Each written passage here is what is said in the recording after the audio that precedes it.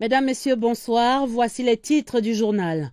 Et demain, la 24e CAN de handball féminin à Yaoundé, les Camerounaises affrontent le Kenya en deuxième match dès 18h. Dès l'entame du 20h30, le dossier du soir plante le décor à découvrir les forces en présence et les 23 Lions sélectionnés pour le kick-off. Et demain, la deuxième session parlementaire de l'année.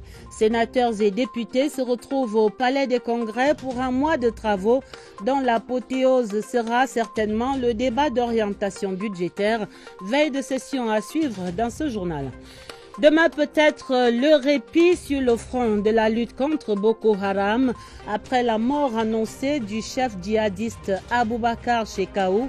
Énième annonce ou nouvelle avérée, éclairage en page internationale du journal. Voilà pour les titres.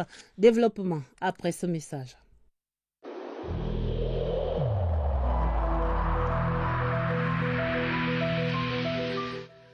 Je vous exhorte de nouveau à porter vos masques, à vous laver régulièrement les mains et à faire appel à un médecin ou à tout autre personnel de santé au cas où des symptômes apparaissent.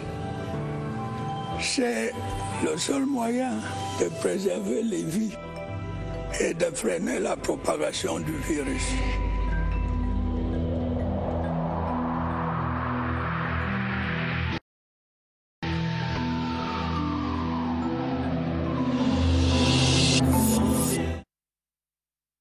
Événement en ce début de semaine au Cameroun, la fine crème africaine du handball féminin est à Yaoundé.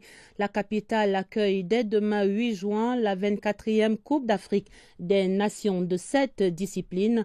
Affiche d'ouverture au Palais polyvalent des sports, Nigeria, République démocratique du Congo, puis Kenya, Cameroun. Match d'entrée en scène pour des Camerounaises en quête d'un tout premier titre dans cette compétition. Face à elles, 11 sélections également en piste pour ce trophée détenu pour le moment par des Angolaises championnes en titre avec 13 trophées au palmarès. Veille de Cannes et les forces en présence à Yaoundé, Joseph Gouet, Amandeng. Sur les 11 pays lancés à la conquête de Dame Coupe de cette 24e CAN de handball, 4 seulement l'ont caressé au cours des 23 éditions antérieures. L'Angola sera l'adversaire à battre. Il règne en maître dans cette compétition avec 13 titres, dont 8 d'affilée entre 1998 et 2012. C'est également lui qui a remporté les 2 dernières éditions. Il pourrait rempiler à Yaoundé avec ses 18 joueuses qu'accompagnent 7 encadreurs. Mais avec le nivellement des valeurs, le Congo, la Tunisie et le Nigeria, vainqueurs une fois au moins, savent faire le parcours jusqu'à l'étape finale. Le Sénégal, battu par l'Angola en finale de la dernière édition, a gardé son ossature et pourrait bien jouer les premiers rôles, tout comme la République démocratique du Congo, habituée des 2e et 3e places depuis 2012. Le Cameroun, 3 fois finaliste, pourrait aussi faire figure des favoris grâce à la loi du domicile. Les chances secondaires de cette CAN de handball dames, c'est la Guinée et le Kenya, toujours à la recherche des accessites d'honneur. Ils auront un petit avantage sur le Cap-Vert et Madagascar qui viennent à Yaoundé découvrir la compétition. Toutes les 11 sélections vont se comparer en match de poule. Les 8 meilleurs passeront à l'étape des quarts de finale pour la suite du tournoi. Et c'est ici au Palais polyvalent des sports de Yaoundé que se dérouleront toutes les rencontres. Le gymnase de l'Omnisport, lui, sera dédié aux séances d'entraînement de toutes les sélections. La CAN de handball dames 2020, c'est du 8 au 18 juin 2021.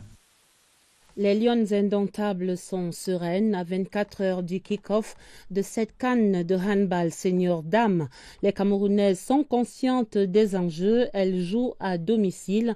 Et ce lundi, l'entraîneur-sélectionneur Serge Christian Guébogo a dévoilé la première liste des 23 Lions qui vont porter haut le vert ou jaune dès demain. Georges Marcel Messila présente cette équipe probable face au Kenya donc. 18 jeux sélectionnés et 5 réservistes, c'est une équipe du Cameroun parée à toutes les éventualités qui entame sa campagne dès ce mardi face au Kenya. Une sélection dont l'ossature est formée en majorité des joueuses évoluant dans FAP, France, TKC et Dynamique de Bokito. 4 clubs phares du championnat local.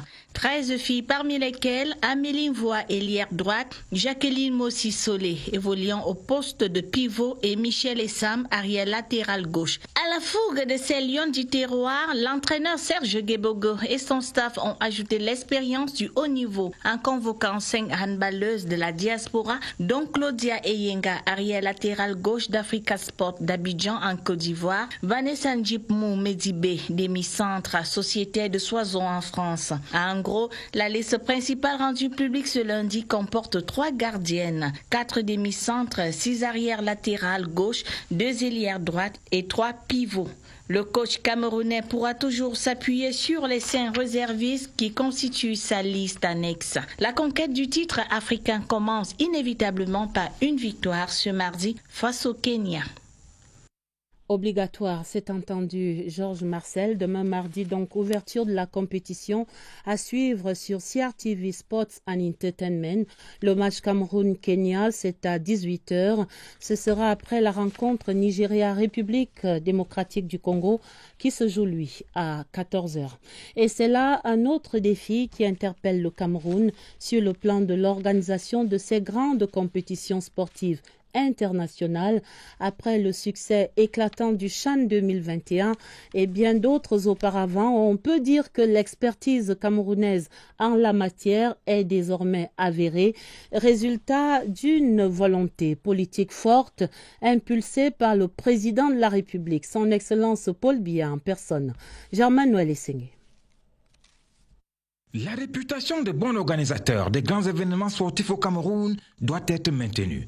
C'est leitmotiv passe avant la quête du résultat sportif. Au pays de Françoise Mbango, c'est l'image qui compte, le drapeau, la renommée, la culture du savoir-faire. Ces principes transparaissent à travers la mise à disposition des terrains, l'accueil, l'hébergement, la sécurité, le respect de la programmation, le côté touristique et découverte, à côté de la compétition proprement dite. Revoici une autre épreuve, la CAN des handball senior dames, avec pour la première fois un format plus relevé. Le pari organisationnel devient un challenge, le principal enjeu. Le comité local appuie la mesure des choses. Les expériences antérieures sont convoquées en termes de stratégie, de ressources humaines et matérielles. La belle histoire d'organiser a commencé à s'écrire en 2015 lors de l'Afro Basketball Dame. Un an plus tard, le Cameroun frappait aux yeux du monde avec une CAN féminine de football inédite.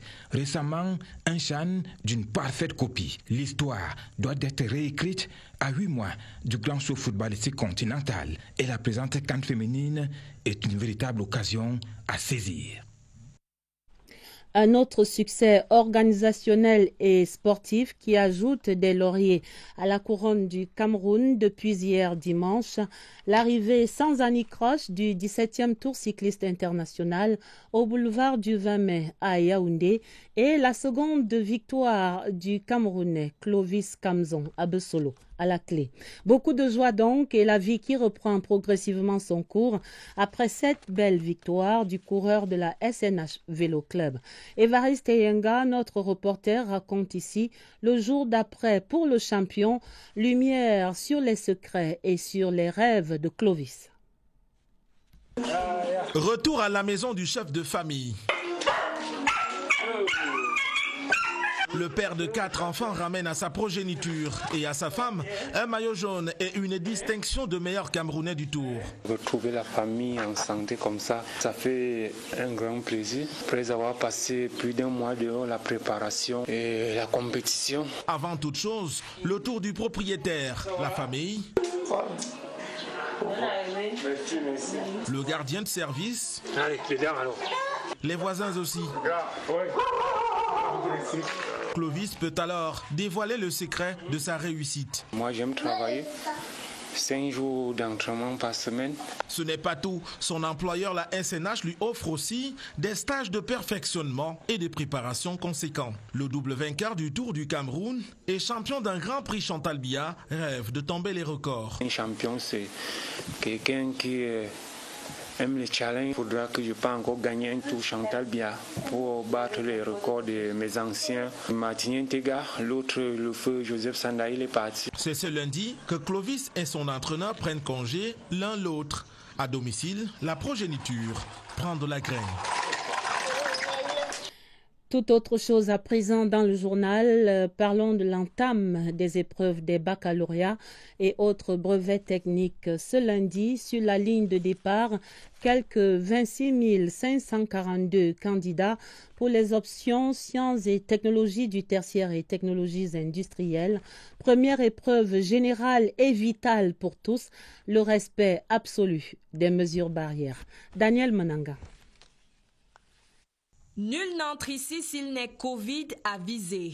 Des masques, mais la règle de 24 par salle, difficile à appliquer. L'expérience du sous-centre écrit du lycée technique industriel et commercial de Yaoundé. Compte tenu de la taille du sous-centre, parfois on a été amené à déborder légèrement, mais dans le respect de la distanciation sociale. Les points de lavage des mains ont été multipliés. Le port systématique du masque a été contrôlé, autant que la température corporelle des candidats. Ici, près de 1300 candidats à l'obtention du brevet des techniciens supérieurs, du probatoire et autres baccalauréats des sciences et technologies du tertiaire. Nous nous sommes organisés afin que l'examen qui a commencé effectivement ce matin se passe sans dysfonctionnement observé. Dans cet autre sous-centre, site provisoire, lycée technique bilingue d'Nsam, 440 candidats aux différents baccalauréats. Malgré la précarité, le déroulement des examens est covidisé de l'entrée à la salle d'examen. Pour les membres du secrétariat, désinfection des mains avant et après la distribution de chaque épreuve. Mais 2 précautions valent mieux qu'une. Les candidats au baccalauréat bilingue étaient, eux, face au jury pour 20 minutes de communication des épreuves orales capitales où il fallait convoquer Molière et Shakespeare pour convaincre des enseignants de langue chevronnés. Laurence Okalia, dans un centre d'examen à Yaoundé. Ready, set, go.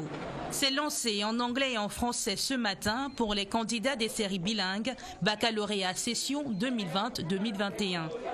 Derrière leur masque, les candidats respirent l'épreuve orale et rien ne semble les étouffer. J'ai révisé tous les cours qu'on nous a donnés et là je suis prête à affronter mon examen. Il a déjà eu à m'aider beaucoup et je sais que j'ai aussi eu à faire des efforts en fait. Dans le centre d'examen Charles et Thérèse Mbakop de Yaoundé, les 62 candidats attendus sont tous présents à 9h, heure du début de l'épreuve, pour 20 minutes d'entretien avec le jury. Cette année, on a particulièrement encore mis l'accent sur la lutte contre le Covid. Nous avons une salle d'isolement. Donc s'il s'avère qu'un candidat, pour une raison, est soupçonné, on l'isole dans une salle et il compose sans problème. Cet exercice, propre aux séries bilingues de l'enseignement général, consiste à évaluer la capacité des candidats à s'exprimer oralement et maîtriser un sujet au hasard. La suite demain et les jours d'après dans nos éditions pour ces examens officiels et nous allons voir l'ambiance à Douala, un contexte d'aggravation de l'insécurité. Cela ne compose ni pour le baccalauréat ni pour aucun autre examen officiel. Ce sont des groupes de jeunes organisés, dénommés là-bas des microbes qui continuent de sévir, heureusement toujours rattrapés par des forces de maintien de l'ordre qui veillent au grain. Constat sur le terrain à Douala, Léon Bertrand Tanifo. Comme toutes les grandes métropoles, Douala est une habituée de certains fléaux. Son statut économique renforce les appétits et propulse régulièrement la cité au devant de l'actualité, avec pour acteurs des agents de l'insécurité. Heureusement, H24, les forces de maintien de l'ordre veillent au grain en face des phénomènes de microbes ou de retour qui entretiennent l'insécurité à Douala.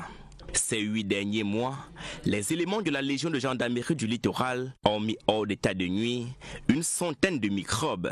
39 ont été interpellés en août 2020, 6 en octobre, 14 en décembre de la même année. 7 microbes ont été interpellés en février 2021, 6 le week-end dernier et 2 ce lundi au moment où nous rédigions ce reportage. Les autres secteurs de l'insécurité sont également suivis de près. Au moins 50 interpellations ont lieu à Douala toutes les semaines du fait de la vente ou de la consommation des stupéfiants. Des statistiques qui révèlent surtout l'ampleur d'un mal à juguler par la collaboration parfaite entre les populations et les forces de maintien de l'ordre.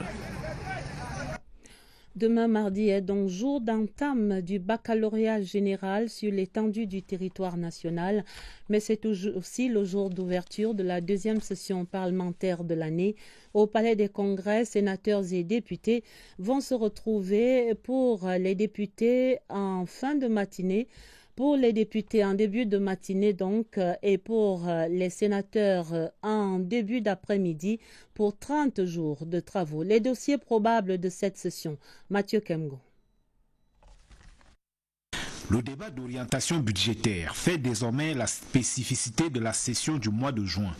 Une initiative du ministère des Finances qui permet aux députés et sénateurs d'évaluer à mi-parcours l'exécution du budget de l'année en cours et de faire des projections sur l'année suivante. Également attendu à la session qui s'ouvre ce mardi, le projet de loi de ratification de l'ordonnance présidentielle du 26 mai dernier, texte modifiant et complétant certaines dispositions de la loi de finances pour l'exercice 2021. Plusieurs autres projets de loi de ratification pourraient être soumis aux parlementaires. La lutte contre le Covid-19 fait encore partie des priorités sanitaires du gouvernement. Cette session pourrait être l'occasion pour les parlementaires de solliciter davantage d'explications sur les mesures prises par les pouvoirs publics pour éradiquer cette pandémie. L'on pourrait aussi s'attendre, lors des questions aux membres du gouvernement, à des échanges sur la situation sécuritaire dans les régions de l'extrême nord, du nord-ouest et du sud-ouest. Ouverture de la session pour les députés donc en matinée, pour les sénateurs en après-midi, demain mardi.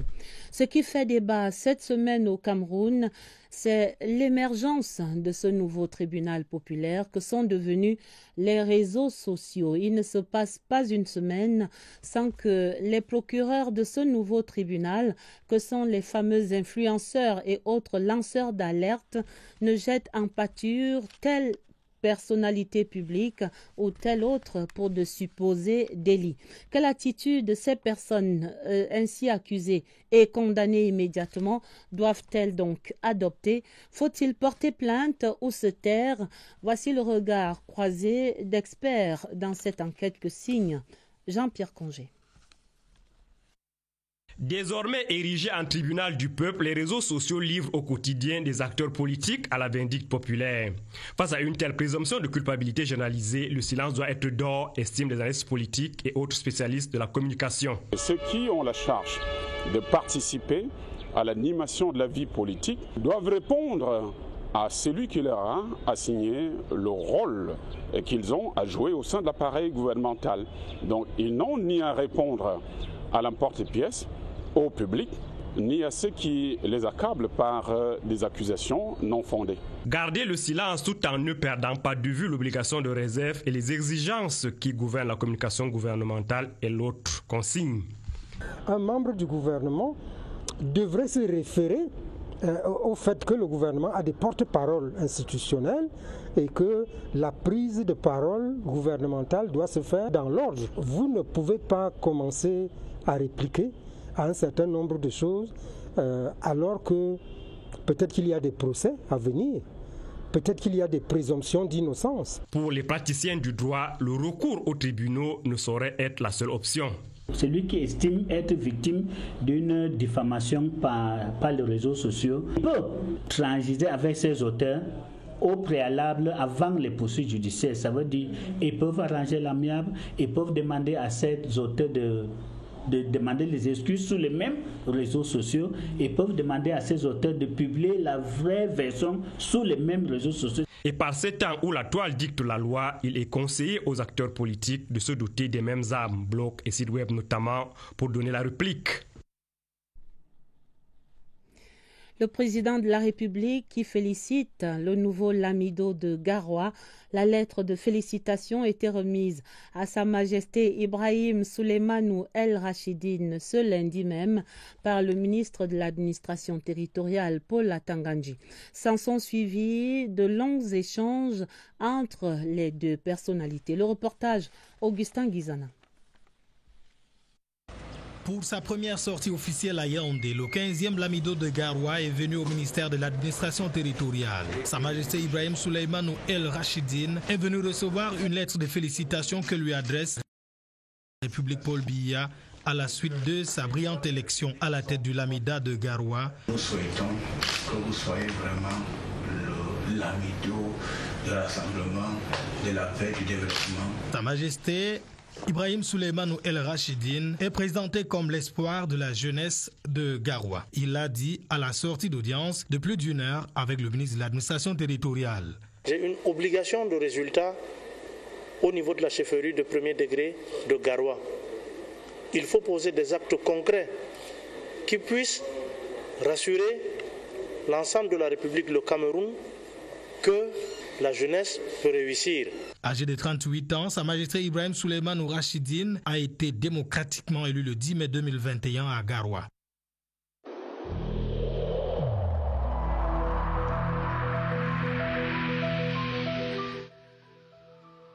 Malgré nos efforts, le Covid-19 a endeuillé de nombreuses familles et provoqué de graves difficultés dans le fonctionnement de notre économie et de notre société.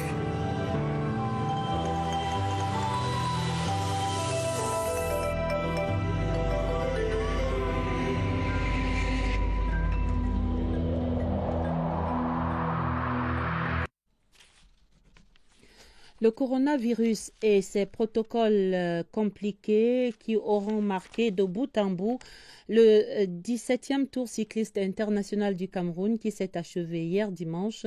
Les départs des délégations sont également encadrés par ces mêmes protocoles. Chaque membre est par exemple tenu d'effectuer un test PCR. Voyons comment cela a fonctionné durant le tour avec l'invité de Évariste Yenga. Nous les retrouvons tous deux au centre des opérations des urgences de santé publique. Bonsoir Évariste, bonsoir à votre invité. Bonsoir. Suite et fin des conclusions du Tour cycliste international du Cameroun, aspect sanitaire, surveillance Covid-19. Avec nous ici le docteur Élisée Yakana, le chef de l'équipe médicale chargé donc de la sécurité sanitaire de tous les coureurs, les 60 ayant participé à cette édition. Docteur, bonsoir. Bonsoir Évariste. Docteur, à l'arrivée à l'aéroport international, les différents aéroports des délégations ici, qu'est-ce qui était exigé? Carnet de vaccination ou alors des résultats des tests? Ce qui était exigé, c'était des résultats de tests et ces résultats devaient être négatifs. Et maintenant, à l'étape de Créby, lorsqu'il y a eu le break, la pause, il y a des tests qui ont été prescrits et imposés à d'autres délégations. Pourquoi? Au début de la compétition, il est remis à la sous-commission médicale du Tour cycliste international du Cameroun le planning de départ des différentes délégations. Et pour sortir du Cameroun en contexte de pandémie, il faut présenter un test Covid-PCR négatif fait moins de 72 heures avant la date de départ. Donc, à l'étape de Créby, puisque les premiers départs auront lieu dimanche soir, nous avons fait prélever tout ce qui était prévu, tout ce qui avait au programme de voyager le dimanche soir. Nous avons reçu tous les résultats. Je peux vous assurer qu'il n'y a aucun test qui est positif. Nous espérons que ça continuera comme cela. Les derniers départs auront lieu le 10, donc les derniers prélèvements auront lieu le 8. D'accord. Merci, docteur. On l'a retenu. Jusqu'ici, pas de cas Covid-19 importés dans le cadre de ce Tour cycliste international du Cameroun. Les coureurs sont testés positivement, testés progressivement à mesure qu'ils retournent dans leurs différents pays. À vous le plateau. Merci Évariste et on vous a bien compris. On peut dire que tout est bien qui finit bien. Parlons à présent des avancées du projet de construction des lignes de transport d'électricité 225 kV sur la ligne Ahala à Bomban, des avancées évaluées ce lundi par le ministre de l'Eau et de l'Énergie, Gaston Elundo Essomba, qui était notamment accompagné par le ministre Joseph Lé, son homologue de la fonction publique, une élite de ce département de l'Est. Au terme des échanges et de la visite du tracé, les deux personnalités ont constaté que les travaux avancent à un bon rythme, même s'il reste la question difficile des indemnisations. Chose vue et entendue là-bas à l'Est avec Lucrèce Mebenga. Mampan, site de construction du poste de transformation 225 bar 90 kV de la Bomban. 65% de réalisation des travaux sur le tracé. Les populations pourtant en attente d'indemnisation laissent faire. L'État leur en sait gré et leur retourne l'ascenseur. Nous sommes là pour remercier ces populations. Nous leur avons dit les dispositions que le gouvernement est en train de prendre pour améliorer l'accès à l'électricité. Il y a des projets comme le projet de EDC qui va permettre d'alimenter plusieurs ménages. Celui de l'AR, c'est au moins 6 000 ménages qui vont accéder à l'énergie. Il y a des mécanismes, un mécanisme de fonds revolving qui va permettre que les ménages soient directement branchés sans même qu'on leur exige immédiatement de payer les frais d'abonnement. La perspective de voir le Oignon et dont la région de l'Est sortir de la pénombre en partant d'une offre de 15 à 30 MW réjouit les populations. Nous sommes satisfaits. D'abord, l'évolution du travail. Aujourd'hui, le ministre nous annonce le paiement prochain des indemnisations. Mais ces lignes de transport d'électricité qui vont alimenter l'Est passent par Ayos dans le centre, qui souhaite aussi pouvoir en profiter. Nous avons décidé de construire une ligne d'ossature qui partirait d'Abomban à Ayos. Donc Ayos aura donc désormais un meilleur plan de tension. Et les populations ont décidé de laisser passer la ligne en attendant que les indemnisations suivent. La région de l'Est et la ville d'Ayos verront la lumière dans un peu plus de 6 mois. La sollicitude et la générosité de la première dame camerounaise, Madame Chantal Biya, marraine du Centre hospitalier de recherche et d'application en chirurgie endoscopique et reproduction humaine, c'est cette fois-ci envers les 4 nouvelles mamans qui ont accouché récemment dans cette institution hospitalière. En guise de félicitations, ces dames ont reçu des cadeaux et de la layette pour les bébés, des kits pour les mamans agrémentés par des bouquets de fleurs, des dons de la première dame camerounaise. À la réception de ces présents, beaucoup d'émotions, comme le raconte ici Joseph Clément Ongwa. Le 1er juin dernier, les blocs opératoires du Crasser bruissaient au rythme des cris de 4 nouveaux bébés. Émue par ses eaux dans la vie, la marraine du Crasser, Mme Chantal Biya, perpétue une tradition de remise de présents. Des fleurs naturelles, 4 paquets pour les mamans, 4 valises d'effets pour les bébés. Les cadeaux sont assortis du message de félicitations de Mme Chantal Biya. Chez les mamans, la belle surprise remplit leur cœur d'émotion. Merci pour l'opportunité qu'elle nous donne de pouvoir voir nos beaux bébés. Et vraiment, merci beaucoup. Ces paquets traduisent la constante sollicitude de Mme Chantal Biya, entourant toujours les mamans du Crasser de son affection maternelle. C'est une marque d'attention particulière qui nous galvanise toujours. Et de savoir qu'elle est derrière tout ce que nous sommes en train de faire, savoir qu'elle est attentive à tout ce qui se passe ici. C'est tout simplement formidable. Depuis leur naissance, les tout-petits se portent bien. Les naissances se sont très bien déroulées, comme vous le savez, par voie haute. Et nous avons eu des bébés de presque 3 kg qui se portent parfaitement bien. Ces 4 bébés portent à 260 le nombre d'enfants nés depuis 5 ans. Très émouvant. Du nouveau dans le secteur de la navigation aérienne au Cameroun, les professionnels de ce domaine échangeaient la semaine dernière sur les évolutions qu'apporte le système SBS destiné au renforcement satellitaire. L'opération menée notamment par l'Agence pour la sécurité de la navigation aérienne en Afrique et à Madagascar, la SECNA, devrait renforcer l'efficacité et la sécurité de la navigation tout en réduisant les coûts opérationnels des compagnies. Notre correspondance à Douala, Marcel Ekassibile, a assisté à l'un de ces vols de démonstration de ce nouveau système pour les opérations d'hélicoptères. Regardez plutôt.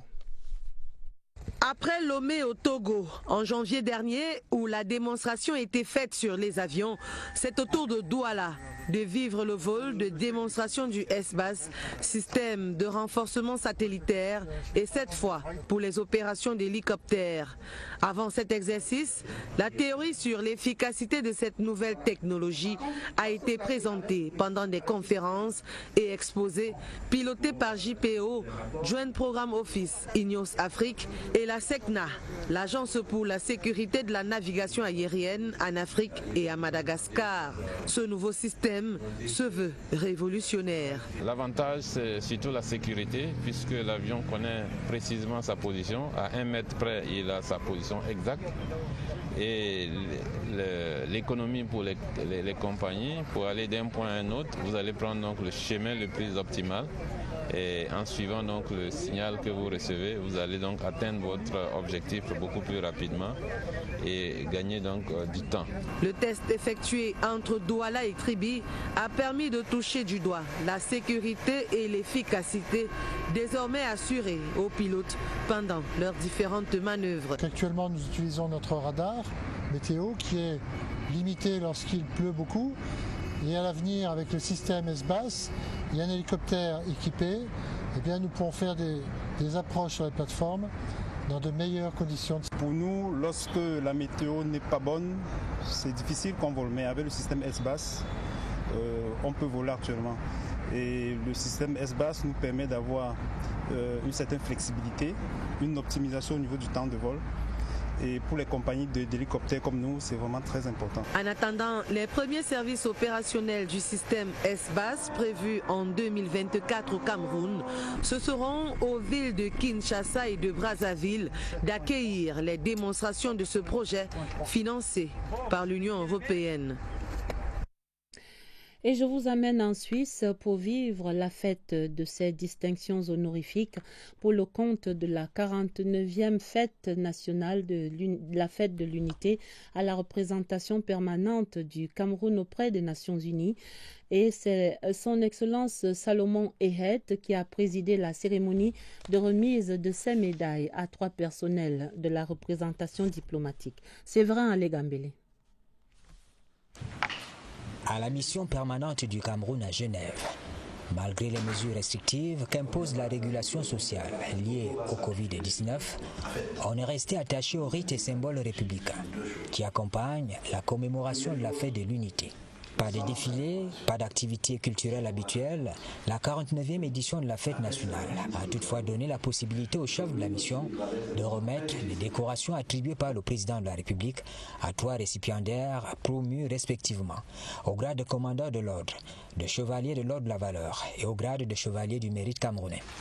Derrière le rituel, conduit par son Excellence Ehet Salomon, ambassadeur et représentant permanent de la République du Cameroun auprès de l'Office des Nations Unies, de l'Organisation mondiale du commerce et des autres organisations internationales, il faut voir la reconnaissance des services rendus de manière honorable à la nation, la reconnaissance aussi de la qualité exceptionnelle des initiatives prises par les promus. Tout cela est rappelé dans la prise de parole circonstante du chef de la mission, qui s'est d'ailleurs appuyé sur les mots-clés de la devise du Cameroun pour situer l'événement dans son contexte.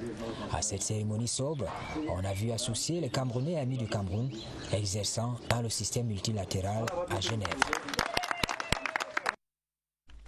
Le djihadisme dans le Sahel peut être en perte de vitesse avec la fin probable de son chef terroriste Aboubakar Shekau qui serait mort depuis hier dimanche. Plusieurs médias nigérians et étrangers relaient en effet un message audio du leader de l'État islamique en Afrique de l'Ouest, une faction rivale qui annonce la mort de Aboubakar Shekau qui se serait suicidé dans la forêt de Sabissa à l'est du Nigeria en actionnant une ceinture d'explosifs lors des combats qui tournaient en sa défaveur. Nous faisons la lumière sur cette information avec Augustin Guizana.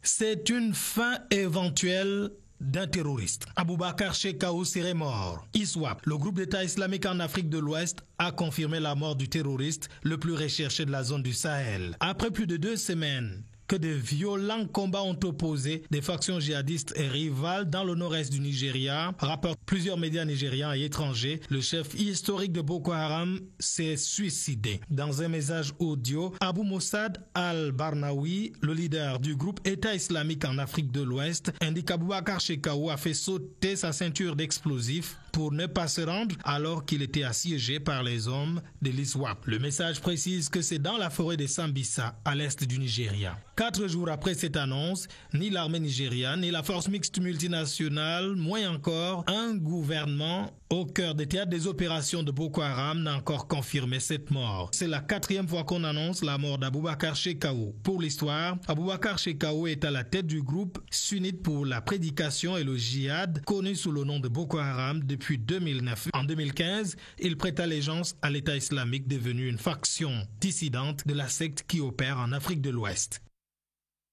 Information à suivre donc, et voilà qui met un terme à ce 20h30. Pour les nouvelles du jour, il y a essentiellement cette grande annonce de l'événement demain, l'ouverture de la 24e CAN de handball féminin à Yaoundé. Les Camerounaises vont affronter un deuxième match à partir de 18h. Les Kenyanes, ce sera donc relayé sur notre chaîne CRTV Sports and Entertainment. Le match Kenya-Cameroun, c'est à 18h, à la suite de la rencontre Nigeria-RDC à 14h. Et demain également s'ouvre la deuxième session parlementaire de l'année pour les sénateurs et les députés. Le journal était préparé avec la collaboration de Martine Noël Ndengue et de Augusta Ngononga. Vous aurez un autre journal à minuit présenté par Sadou Mamoudou et Elvis Teke. Retrouvez pour l'immédiat sur cette antenne Yves-Marc Moudzo dans le magazine Présidence Actu, consacré essentiellement ce soir à l'actualité présidentielle de ces dernières journées. Très belle soirée sur toutes nos antennes et à demain, 20h30.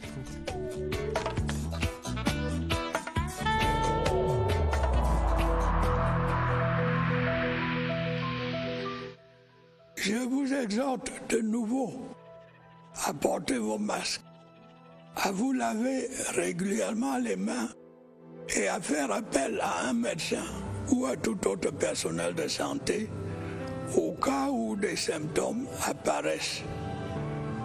C'est le seul moyen de préserver les vies et de freiner la propagation du virus.